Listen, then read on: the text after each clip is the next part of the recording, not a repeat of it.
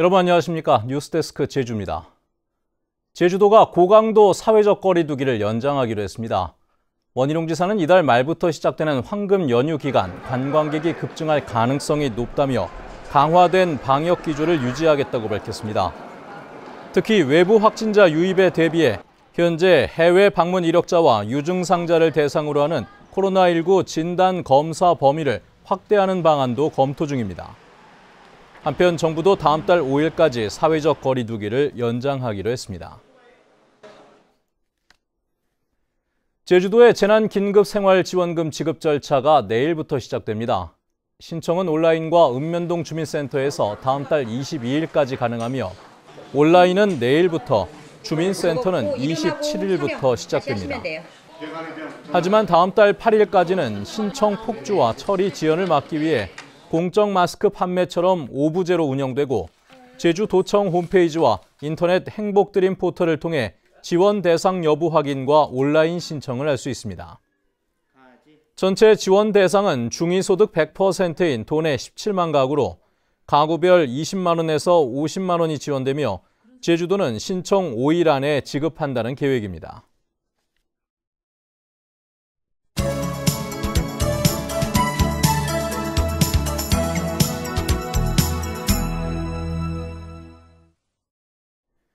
더불어민주당의 압승으로 끝난 이번 총선에서 제주시 을 선거구에서는 여야 후보 간 4년 만의 재대결로 관심을 끌었는데요.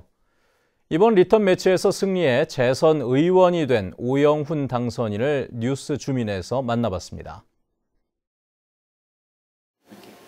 의원님, 네. 당선 축하드리겠습니다. 감사합니다. 네.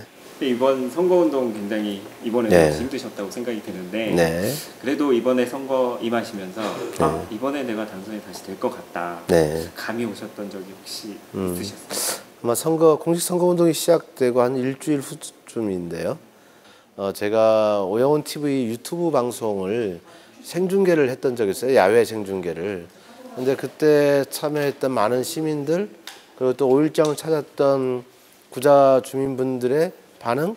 그걸 보는 순간 그러니까 4년 전과 이렇게 또 완전 확연한 차이가 느껴졌었기 때문에 당선 예감했죠. 보좌진 친척 아웃 뭐 이제 이런 내용들이 이제 부정적인 현수막으로 또 저를 공격하는 것으로 좀 느꼈기 때문에 좀 속상했죠. 정책 선거로 이제 쭉 끌고 갔어야 되는데 그렇게 가지 못하는 게 아쉬운 점이 있었던 것이죠. 현재 상황에서 시급한 부분은 제주 신항만에 대한 방향을 잘 잡는 게 중요하다고 봐요. 지금 현재 계획을 보면 크루즈 선석을 확보하는 것 중심으로 신항만 설계가 되어 있기 때문에 그렇게 돼서는 저희 도민의 삶의 질을 나아지게 하거나 아니면 저희도에 살고 있는 도민들에게 혜택이 전혀 안 가는 설계인 거예요. 즉 화물 선석의 확보를 통해서 물류 체계를 혁신할 수 있는 시스템이 들어가 있지 않게 되면 저는 무의미하다고 보는 것이고요. 그래서 기존의 제주항, 지금 개발 중인 제주 외항, 그리고 신항 이 세 개의 항에 대한 항만 재배치가 필요한 거죠. 지금 현재 제주의 현안 문제 해결과 관련된 상임위로 갈 수밖에 없다고 생각합니다. 제주는 1차 산업이 이제 비중이 타 시도에 비해서 가장 높은 곳 중에 한 곳이고요. 그렇기 때문에 농해수위와 그리고 행정안전위원회, 문화관광위원회, 그 다음에 제2공항 현안 해결을 위해서는 또 국토교통위원회 이와 같이 지역 현안 해결과 밀접한 상임위들이 있기 때문에 제주 지역의 지역구를 둔 세 분의 당선자들과 의견을 또 나눠야 되겠지만 더 중요한 건 180석의 했던 거대 정당을 이끌게 된 원내 지도부의 또 전략적 판단도 상당히 중요하게 작용될 수밖에 없다는 점도 감안돼야 되지 않을까 생각합니다. 그런데 이번 총선 결과가 나왔고 그 총선 결과 자체가 민심이기 때문에 그 민심을 도지사께서도 제대로 잘 읽고 또 저희들도 그 민심을 제대로 잘 읽고 저희 도민의 삶의 질을 어떻게 하면 높일 것인가에 대해서만 우리가 함께 고민한다면 충분히 협업할 수 있는 조건은 형성된다고 보고 저는 뭐 아무런 문제 없다 이렇게 생각합니다. 과분한 사랑 절대 잊지 않겠습니다. 저는 여러분이 주신 그 사랑 보답하는 길은 제주가 대한민국의 변방 섬이 아니라 대한민국의 발전을 견인해내는 그런 섬으로 발전하기를 기대합니다. 대한민국의 진주로 제주가 역할을 할 수 있도록 도민 여러분과 늘 함께 하겠습니다. 감사합니다. 제주는 오늘 강풍주의보가 내려진 가운데 전 지역에서 비가 내렸습니다. 한라산 삼각봉에는 52mm를 비롯해 서귀포시 22.7, 제주시 11.7mm의 강수량을 기록했습니다. 이번 비는 오늘 밤까지 5mm가량 더 내린 뒤 내일은 흐린 날씨가 이어지겠습니다. 오늘 제주 전역에는 강풍주의보가 내려져 항공기 2편이 결항됐고 전 해상에는 풍랑주의보가 발효돼 소형 여객선의 운항이 통제됐습니다. 해마다 이맘때쯤이면 제주 들녘에서 고사리 꺾는 분들 많으시죠? 고사리가 어디 있나만 살피다 보면 길을 잃기 십상이어서 각별한 주의가 필요합니다. 이소현 기자입니다.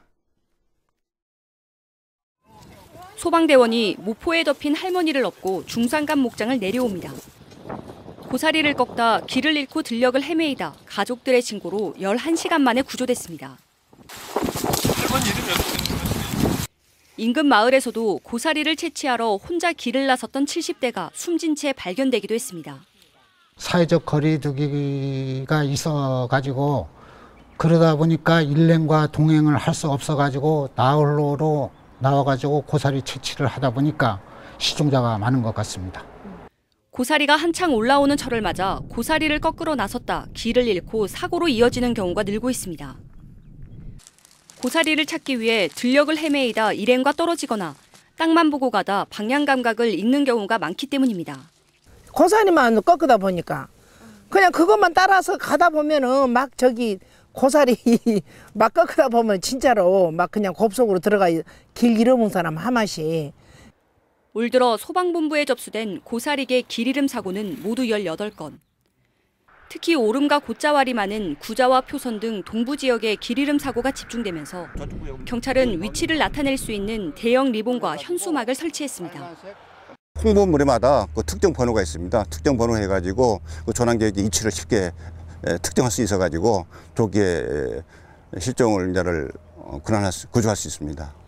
소방당국은 고사리를 꺾을 때 2명 이상 동행하고 휴대전화와 보조 배터리, 호루라기를 준비하는 것과 길 잃음 사고에 대비해 휴대폰 GPS 기능을 켜둘 것을 당부했습니다.